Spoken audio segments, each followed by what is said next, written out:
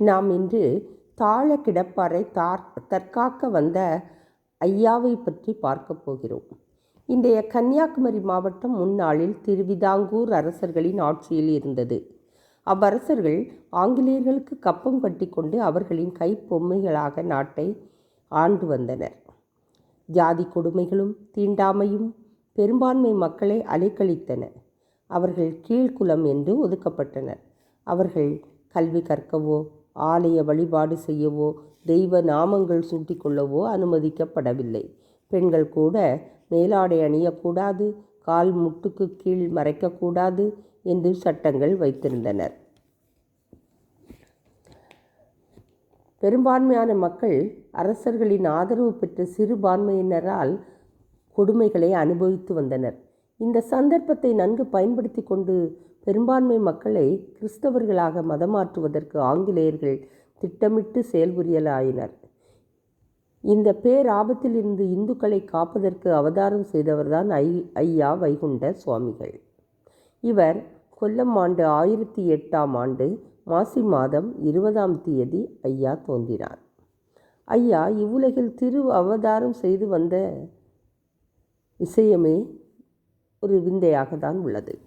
சுவாமி தோப்பில் உள்ள நாடார் குலத்தை சார்ந்த ஒரு தாய் தனது மகன் தீராத நோயால் துன்பப்படுகிறான் என்று தன் மகனை காப்பாற்ற திருச்செந்தூர் முருகனை வேண்டினார். மகனை அழைத்து கொண்டு அந்த தாய் திருச்செந்தூர் சென்றார்.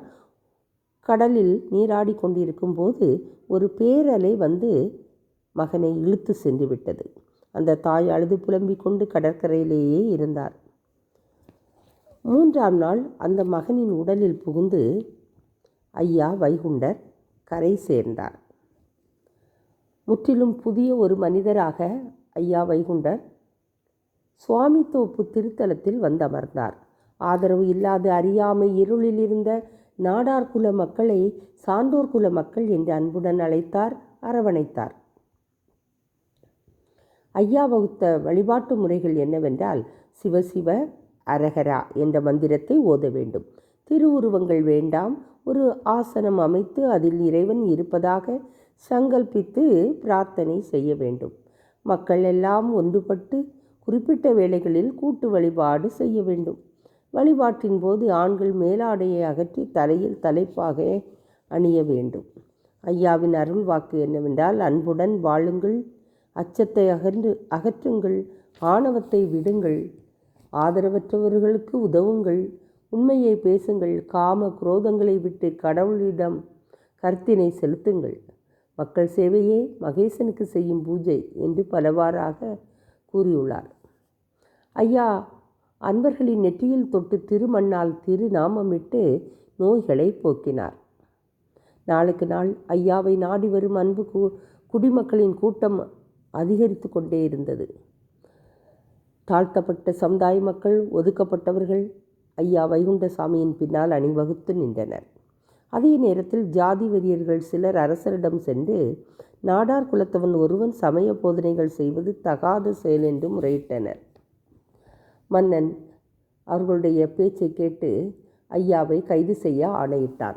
காவலர்கள் ஐயாவை கைது செய்து ஒரு குதிரை வண்டியின் பின்னால் கட்டி திருவனந்தபுரம் வரை சுமார் 75 கிலோமீட்டர் தூரம் நடக்க வைத்து கொண்டே சென்றனர். அங்கு ஐயாவை கொல்ல பல முயற்சிகளை செய்தனர். பாலில் விஷம் வைத்து கொடுத்தனர். அந்த விஷம் ஐயாவை கொல்லவில்லை. பின் பசியுடன் இருந்த புலிக்கூண்டில் தள்ளிவிட்டனர். புலி ஐயாவை வணங்கி நின்றது. எல்லா துன்பங்களையும் ஐயா பொறுத்து கொண்டார். இறுதியில் தன் தவறுணர்ந்து மன்னன் ஐயாவை விடுதலை செய்து விட்டார். ஐயா மீண்டும் சுவாமி தோப்பு வந்து 6 ஆண்டுகள் தவம் புரிந்தார். மொத்தம் 18 ஆண்டுகள் இம்மண்ணுலகிலேயே இருந்து இந்து சமயத்தின் உண்மையான நெறிமுறைகளை தாழ்த்தப்பட்ட மக்களுக்கு உபதேசித்து அவர்களை தூய்மையானதும் எளிமையானதுமான இறை வழிபாடு செய்ய பயிற்சி அளித்த பின் 1026 வைகாசி மாதம் 21 அவர் விண்ணுலக அடைந்தார். அவரது வரலாறும் உபதேசங்களும் அடங்கியது அகிலத்திரட்டு என்று அழைக்கப்படுகிறது. ஐயா வழிபாடு நடைபெறும் இடம் இணைத்தாங்கல் என்றும் திருச்சபை என்றும் அழைக்கப்படுகிறது. ஆண்டிற்கு ஒரு முறை அகிலத்திரட்டு ஏடு வாசிப்பு என்ற விழா நடத்தி விளக்கம் தருகிறார்கள். ஐயா வழிபாடு எல்லா மாவட்டங்களிலும் எல்லா சமுதாயத்தினரிடமும் பரவி வருகிறது. ஐயாவை போற்றி வணங்குவோம். வாழ்க வளமுடன்.